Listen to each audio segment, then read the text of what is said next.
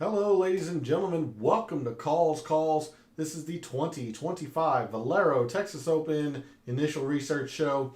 It has been a great weekend for yours truly, hitting the Minwoo Lee outright and playing all of the Minwoo Lee, all of the Mackenzie Hughes, all of the Stefan Jaeger, all of that in DFS. I will admit that I did full fade Scotty and Rory, who also had fantastic tournaments, so certainly capped my winnings. But it has been a fantastic week at Calls. As you can see, the fandom is still on full display as we march on in March Madness, and Calls marches on ever closer to the Masters. Again, want to hear from you all. It has been a great week for me. I hope you all shared in the success from the Houston Open and turning our attention forward to the Valero Texas Open. Who do you think is the early favorite?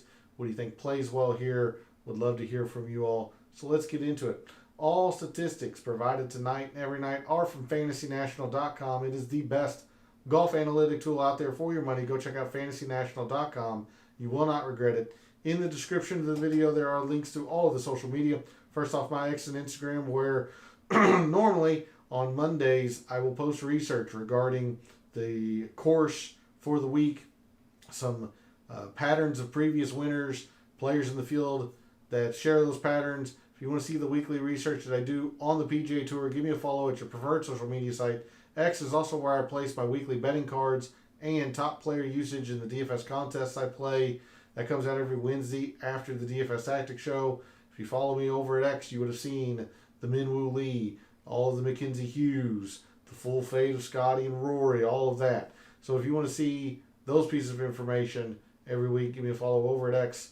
And then lastly, for social media, Gabe's handle is in the description. He writes a great article called The Fringe. Really can't recommend it enough. It's a really great way to start your week of preparation.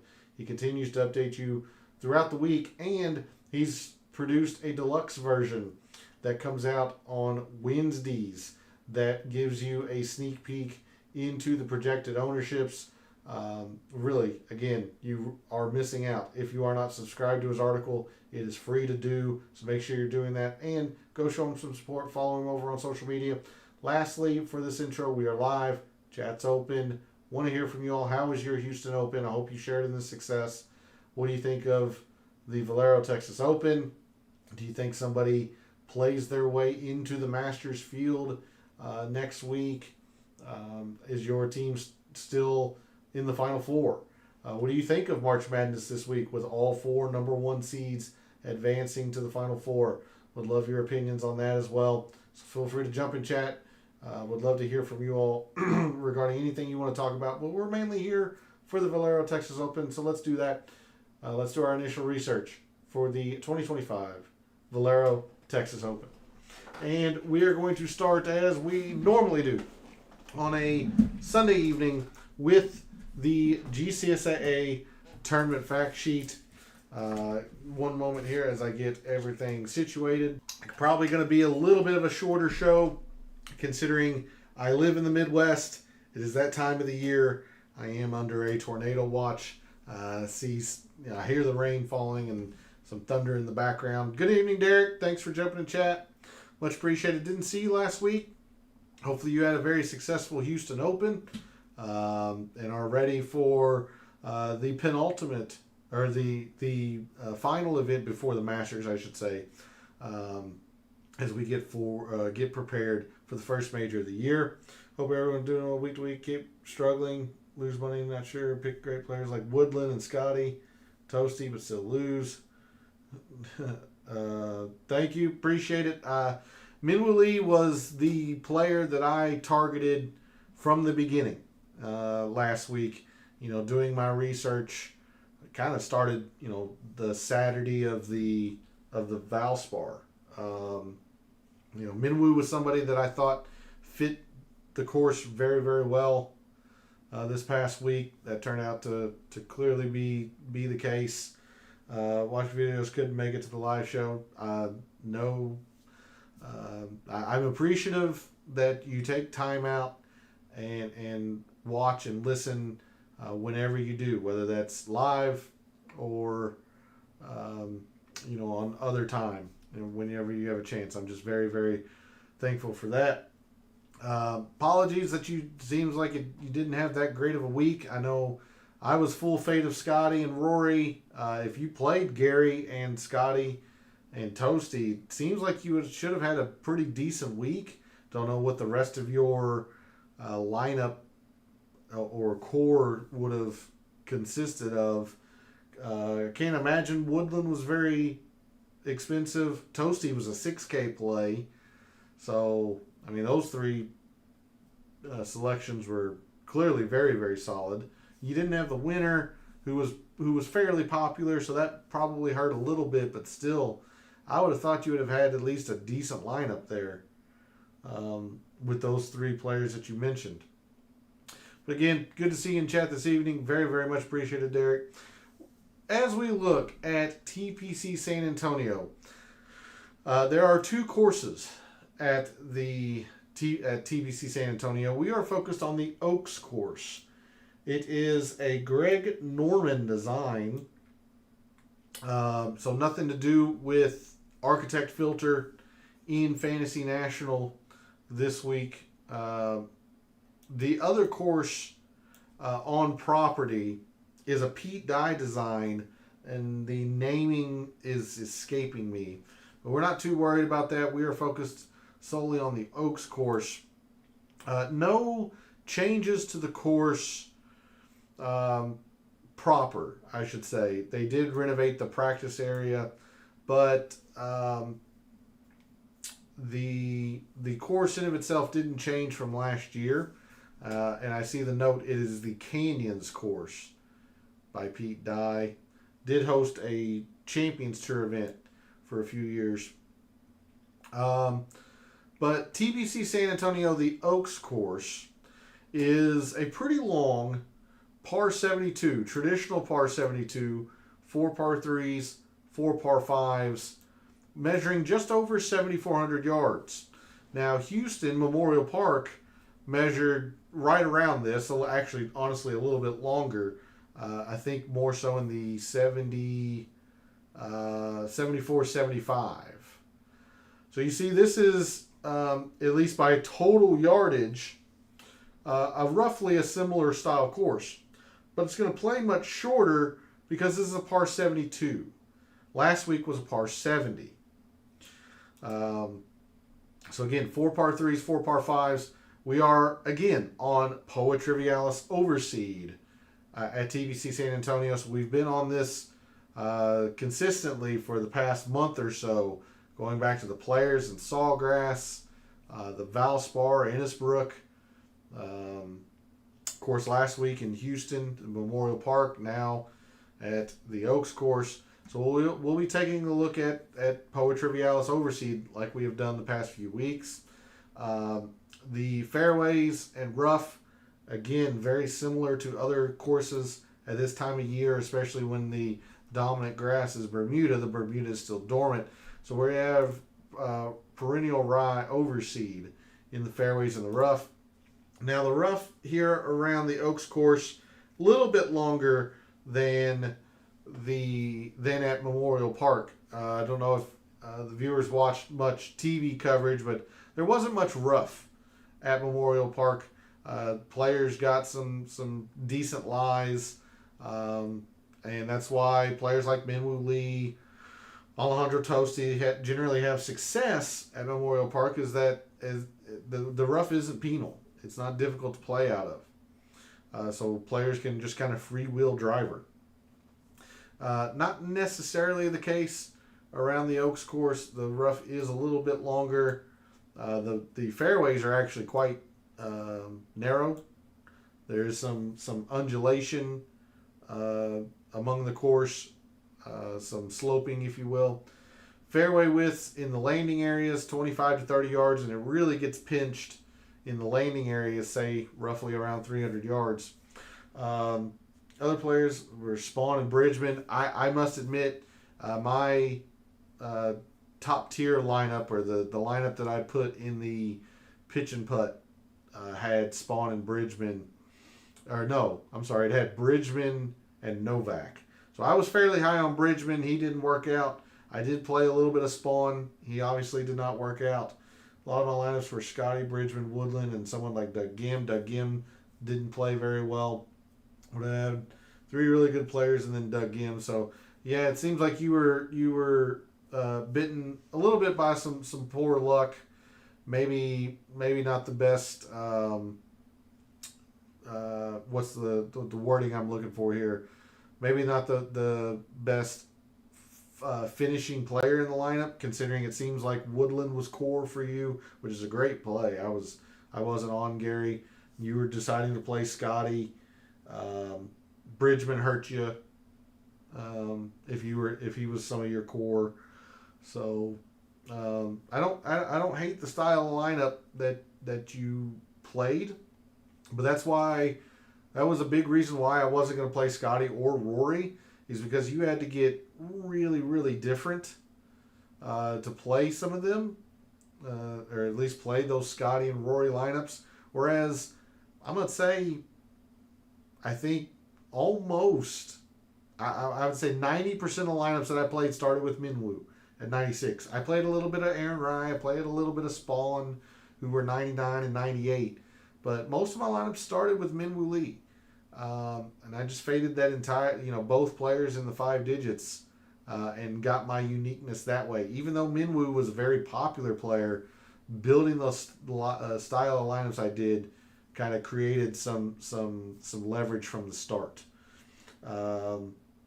Kitayama, I did not play Wyndham Clark. I had heard rumblings that Clark wasn't healthy. He certainly didn't show that. He played very well, particularly Sunday, today, at Houston. But I had heard rumblings from others that, that I listen to and follow, because obviously I'm not in Wyndham Clark's camp. I'm not there on site. But I had heard rumblings that there were some questions whether he was fully healthy.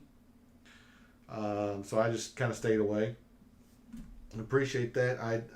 I had a miserable players. The Valspar was okay, so it's nice to start the Texas, the 2 events in Texas off very, very well and build some momentum for the Masters. That allows me to play, perhaps a few more lineups, have some more fun with the Masters. Particularly, I hit the outright. Good evening, Phil. Thanks for jumping in chat. Much appreciated. Hopefully, you had a very successful Houston. Followed in some of the footsteps and shared in some of the success that I had. Played all of the Minwoo. Maybe combined Scotty and Minwoo. That would have been pretty well done there. But it's good to see you this evening. Thanks for jumping in chat. To finalize talking about the Oaks course here, almost broke even.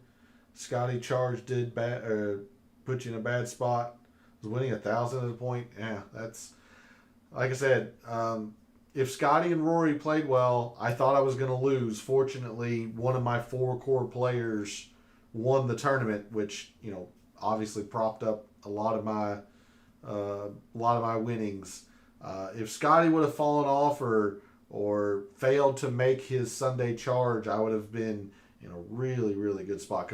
You had the Woodland outright too. Woof, I'm sure that would have been a pretty penny, because I was nowhere near Gary Woodland, so I have to give you and Derek some credit on playing some Gary Woodland on that, because I was nowhere near him. But I'm glad to hear that you at least had a moderately successful week, Phil. Even if it is slightly in the red, it wasn't a disaster, because I've had a couple of disaster weeks in the not so distant past. So, we're going to try to keep the momentum. We're going to try to build some momentum for Derek this week at the Valero. The fairways will get pretty narrow in the landing area. Only 3 holes with water in play. Much like Houston and Memorial Park, there isn't a whole lot of danger off the tee. Although I will tell you, when Minwoo went 50 yards right on the tee on 15 today, I was not a happy man. So There is a little bit of water in play, but generally, as long as you keep it in the same zip code, you'll be okay. Greens are a little bit larger than average. Than average tour size. Average tour size roughly about 6,000 square feet, 6,400 square feet. So these aren't as big as Memorial Park's greens, but they are fairly sizable. Not a whole lot of fairway, especially not a whole lot of rough. There is quite a bit of native area around the Oaks course. Again, this being a Greg Norman design, he took a lot of inspiration from his home Australian courses and incorporated a lot of the native area here in San Antonio. Took Gary Woodland at 170 for his last approach shot into 18. His odds dropped to plus 10. He were gutted. He played exceptionally well. He really did. And if Minwoo hadn't have had such deft hands this week, because he was really good around the green. I don't know if Minwoo wins that playoff between Scotty, Gary, and himself. I don't know if he wins that. So let's quickly wrap up the Oaks course again. It's the highlights. Greg Norman design. Fairly long par 72, 4 par 3s, 4 par 5s. Won't play as long as Memorial Park because it is a par 72, not a par 70. We are on Poa Trivialis greens again. We've been on this surface for the past month or so. So we're going to look at the same putting that we've been looking at. Slightly larger than average greens. Fairways can get fairly narrow, especially in the landing areas. Only 3 holes with water in play. There's a look at the Oaks course. In terms of a GCSA tournament fact sheet, we'll move to Fantasy National. The players in the field this week. Our defending champion is Akshay Bhatia, who won last year and humble brag, subtle brag.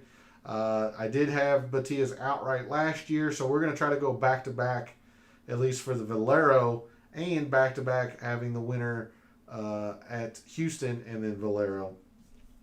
But Akshay Bhatia is our defending champion. Corey Connors has won here twice.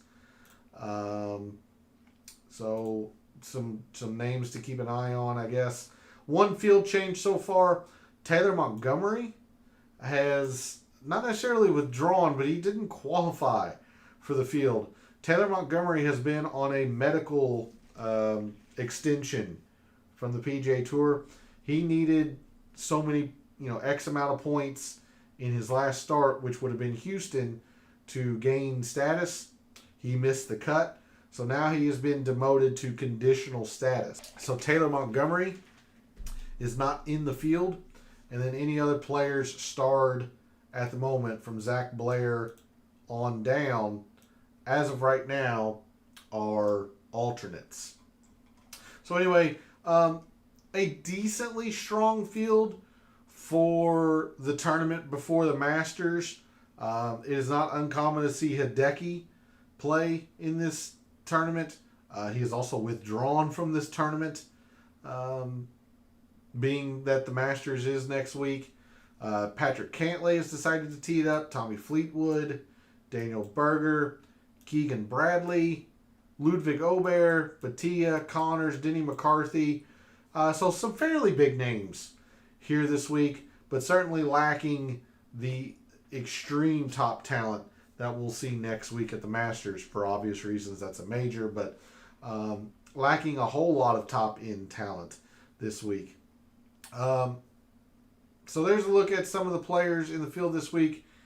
But let's just go ahead and go to the course breakdown in Fantasy National. Take a look at the Oaks course in terms of a scorecard and graphical view. Much like Memorial Park, especially on the weekend, once the cut has been established and made, the Oaks course comes out and punches you in the mouth. One of the most difficult holes on the course is the first. Not necessarily all that long, but plays to a quarter of a shot over par.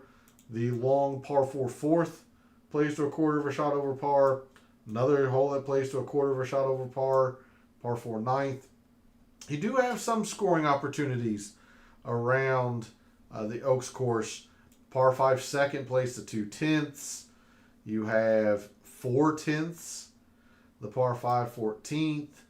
You have a quarter of a shot. Now the finishing hole, the par 5 18th, only plays to a 10th of a shot under par. Not necessarily a birdie hole. Definitely not an eagle hole. We do have a couple of drivable, or at least very short par 4s. Par 4 17th at 347. You see an eagle rate at 0.7%. So they will move tees and pins around to make this drivable on some days. You have a 405, 410, 403, 401. So maybe not necessarily drivable, but definitely some gettable holes as well around the Oaks course. The other par 5 we didn't talk about, 604. Again, 0.4% for an eagle. Not a big eagle chance, and really plays pretty darn close to par. So if we take a look at where par does fall on the course, you've got 300ths, you've got 500ths over, that's 11, so where's 12? That's 100th. So somewhere between 12 and 13th easiest is where par falls. That would signify probably about an average difficulty tournament. Maybe it's slightly on the more difficult end. We'll take a look at this starting tomorrow as we normally do, but weather can play a big factor around the Oaks course. It is fairly wide open, fairly exposed. You do have some tree-lined fairways, but the trees generally aren't all that tall, at least from if my memory serves. Don't quote me on that, but I do vividly remember some of the portions of this course being pretty exposed. So the wind can really play a big factor here. We look at strokes gained by shot type for our top 10s and our top 5s and our winners. This is, a ball striking course. You would expect players that are finishing at the top of the leaderboard to be putting well, but off the tee does outweigh around the green. Not by much, but it does. Approach more than putting. You are leaning to a ball striking course there. Off the tee does distance itself from around the green as we climb to the top 5s. And then for your winners, again, a lot in approach play here. It really is a lot in approach play. Now, it's not to say that around the green is ignored. This is a pretty high number here at 0.6 per round for our winners. But we're going to be focused a lot on the iron play. These are some of the most difficult greens to hit as I skip forward a little bit. Only 59% green and regulation percentage, despite the fact that they are slightly larger in size. They are severely undulating, much like Memorial Park. They have severe steep runoffs and false fronts. They are generally not easy to hit. So that's why a very big emphasis on approach for the players who have performed well year over year here. Looking at strokes gained by hole by par, the par 3s are quite mitigated, at least for your top 10s. We look at top 5s. They try to catch up to the par 4s. Now the par 5s make a big spike, a big jump there. And then for your winners, a lot of the par 5s are probably sneaking in some eagles here. But consistently, the par 3s have been lagging behind. So it'll be interesting to see tomorrow when we really dig into the data for the Data Dive show, what's going on with those par 3s. But at least early on in your research tonight and into tomorrow, we're looking at approach play. We're looking at strong par 5 performance. Hole composition, par 3 is pretty evenly split. You've got one in each range bucket here. We do have an extremely long par 3 we didn't talk about at 241. But we also have, a mediocre or medium length hole at par 3 at 171. You got 207 and 183. So a pretty good distribution here, lengths of par 3s. The par 4s, we do have that I will call semi-drivable, but it's definitely set up drivable in years past. Drivable par 4, I believe that's the 17th. Yeah, 347. So if it plays to its true yardage, only the biggest of big hitters will get here. But they do shorten this and make it drivable for everybody throughout the tournament. But you see the most common hole type are these short par fours between 400 and 450. You've got 410, 405, 403, 401. One more, the 447, right on the edge of that range, and then 4 fairly long par fours between 450 and 5, but really quite a bit comes into the 400 450s, and then your par 5s evenly split on either side of 600, 2 below 600, 2 above 600. Approach shot distribution, the most common approach shot is this 150 to 175, at least in terms of total, number of approach shots from this range.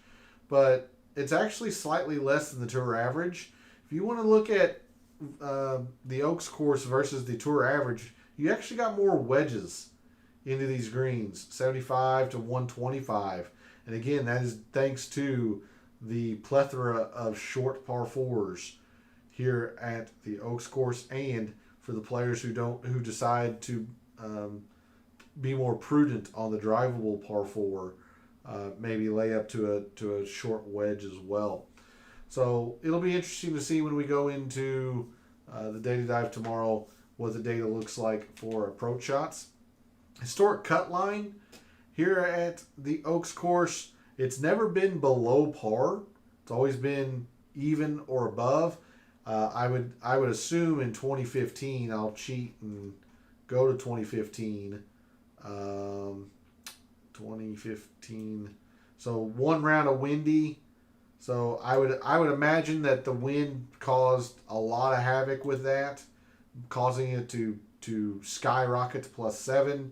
But generally, you're looking in this +1 to +3 range majority of the time at the Oaks course, which again would signify average, maybe on the slightly more difficult end of average. And that's seen here in the scoring distribution. 17.5 birdies, 17% bogeys. There are quite a few doubles around. Some big numbers can pop up, particularly with that very difficult opening par 4 first. The long par 4 fourth brings some doubles into play. So doubles do happen around the Oaks course. So more scores over par than under par generally.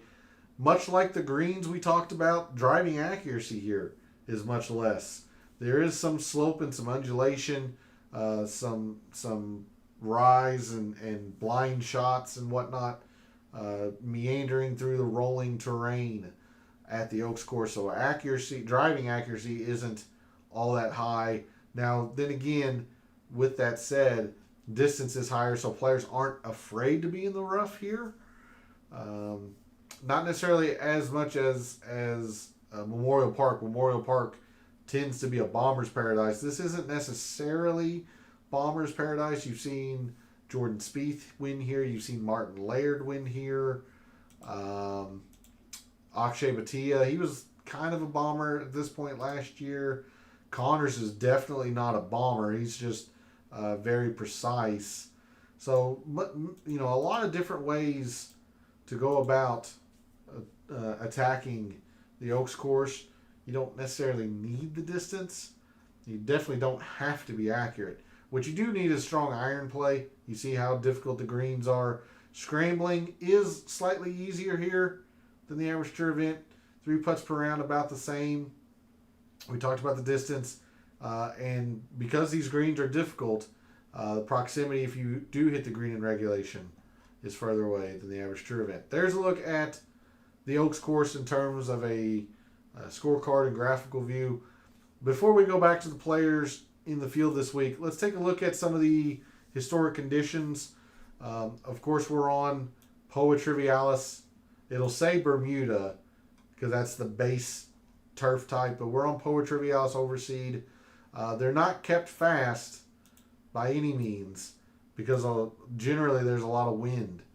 And so you can't have lightning quick greens with a lot of wind. You see, last year was pretty darn difficult.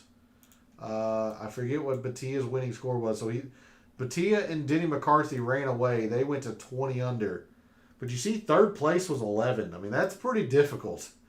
That's pretty difficult. These two were just heads and tails above everybody else in the field that last year. But, third place getting to 11, Russell Henley at 10 under, minus 10 would have gotten you in the top 5 last year. So not easy by any means. 2023 winning score at 15, played to average all of those every single round. Average again, but not a whole lot of high scoring. Looks like McCarthy and Batia were definitely the outliers last year, just heads and tails above everybody else. But generally, as I mentioned, you're looking at about an average difficulty course, trending or leaning towards the difficult end. Not to say you won't have some easy rounds, especially if the wind lays down. But generally speaking, you're looking at about an average difficulty, perhaps slightly difficult course. And it generally plays over 7,400 yards. I made a pretty big deal last week that Memorial Park, even though the listed yardage was closer to 7,500, Fantasy National always had rated it at 72 to 74. So it will be interesting when I do my kind of final recap of Houston and see what the true yardage they listed. In fact, it is in Fantasy National. Let's see. Yeah, so like I mentioned, even though the official yardage is 74-75, per Fantasy National, they played under 7,400 every single round. So that's why I made a decent, fairly big deal about it. Okay, we'll go through some of the highlights here for some of these players. First thing we're going to look at, I don't like using the average difficulty relative to par filter. So let's look at long courses. It has been fairly consistent the past 3 or 4 years that it has played truly over 7,400 yards. So your top players in the field this week on long courses: Hideki, Corey Connors, Ludwig Aubert, Tommy Fleetwood, Keegan, Justin Lauer, Max Homa, Sam Stevens, Akshay Bhatia, Patrick Cantlay, and Keith Mitchell. Again, skipping Hayden Springer and Kevin Tway. They are alternates for the moment. We're not going to check wind or anything like that this evening.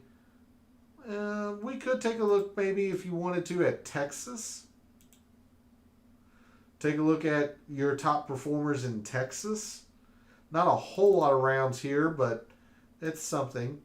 Your top performers in Texas: Denny McCarthy, Akshay, of course, winning last year, Gary Woodland, Tony Finau, Keegan Bradley, Tom Hoagie, Alejandro Tosti, Tommy Fleetwood, Hideki, and Keith Mitchell. Let's remove the filters. We'll look at just 2025. Take out the Texas.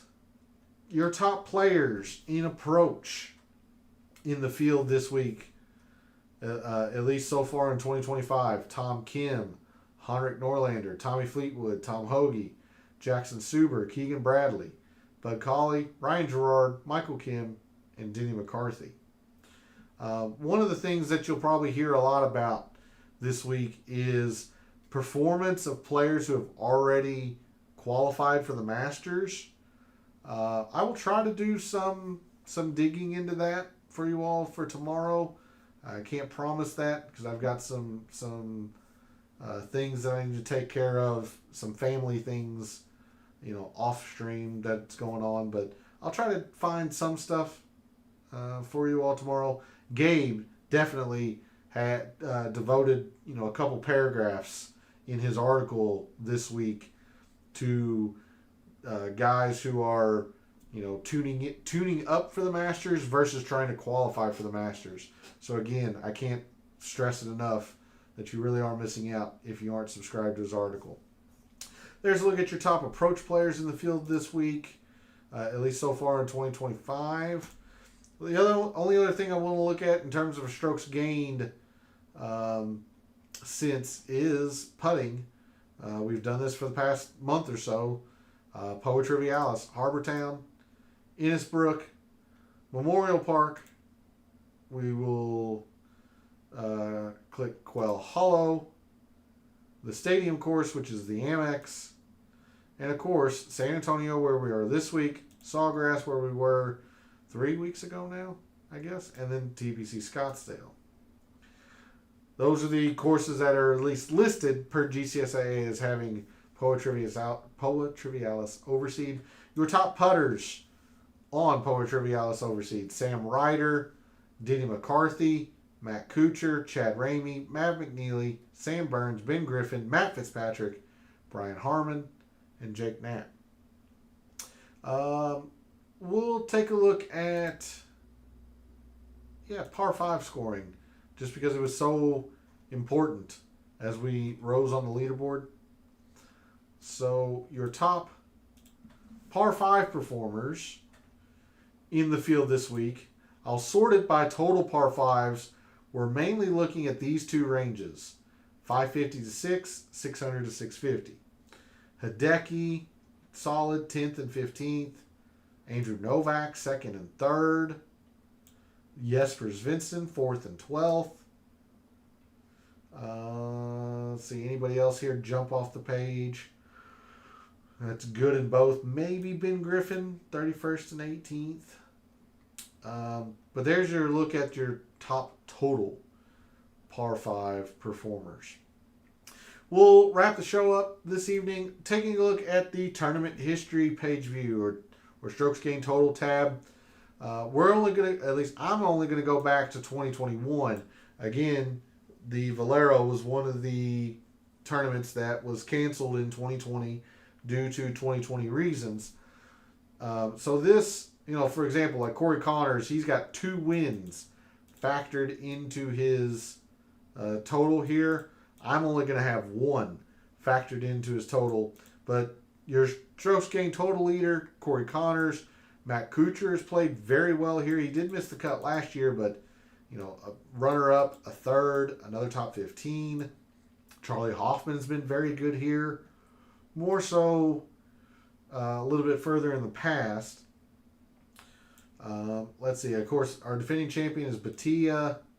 Sam Stevens has been very good here. Runner-up in 2023. And then top 15. Chris Kirk's been very good here. Siwoo's been pretty solid here. Hideki, he did withdraw 3 years ago, but top 15, top 10. Gary Woodland has a pair of top 10s. So somebody to maybe think about again, Derek and Phil, considering you were both on Woodland. Ricky Fowler has been very hit or miss, boom or bust. 2 top 20s, another top 10, but 2 missed cuts.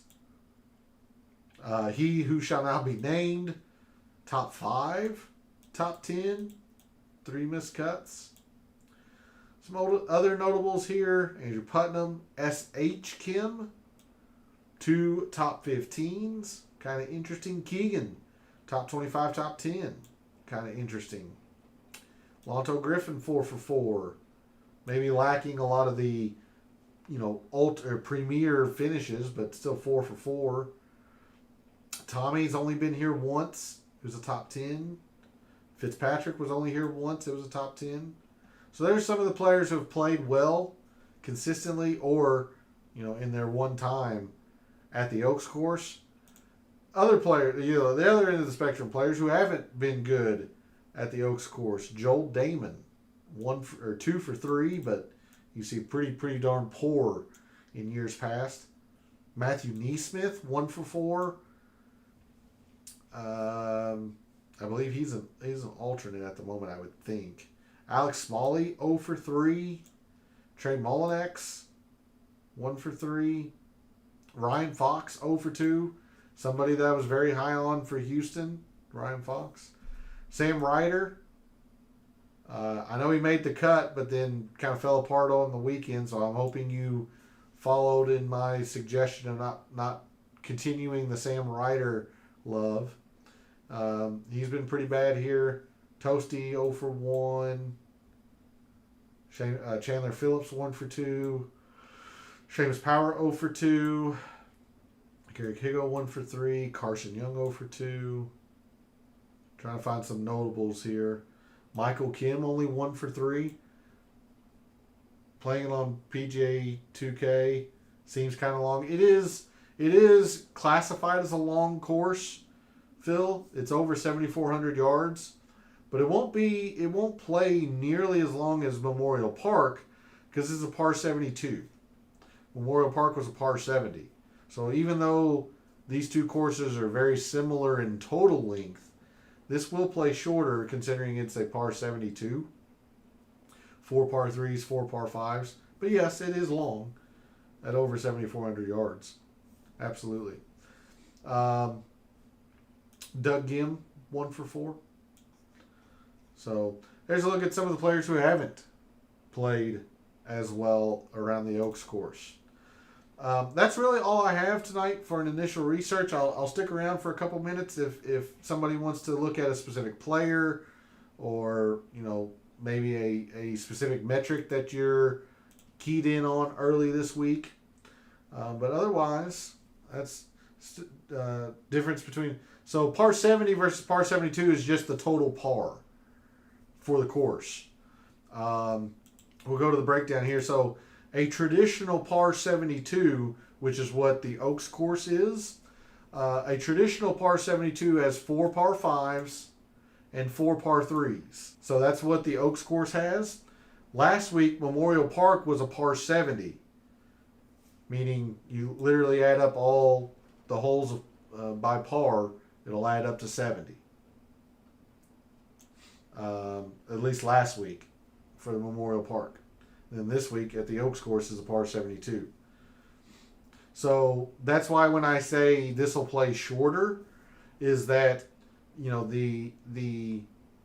if you were to divide the total yardage by the par, it's not as long as Memorial Park, if that makes sense. So I'll do that just very, very quickly here. So I'm going to round just to be easy. So this is roughly about 74.25. You divide that by 72, which is what the Oaks course par is. So that's about 103 yards per hole, which is still long. But if we look at something like Memorial Park, 74.75, and it's a par 70, it was 106 yards per hole. So does it have less par 3s or 5s? Memorial Park had more par 3s. Looks like my camera's going out. I'm going to turn that off towards the end of the show. The lightning storm is here. So to answer your question, Phil, Memorial Park had more par 3s. It had 5 par 3s and only 3 par 5s. So that's why it was a par 70, whereas the Oaks course has the same number of par 3s and par 5s. 4 par 3s, 4 par 5s, making it a par 72. So I hope that answers your question.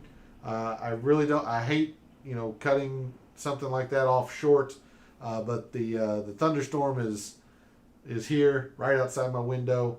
So that's going to be it for the initial research show tonight.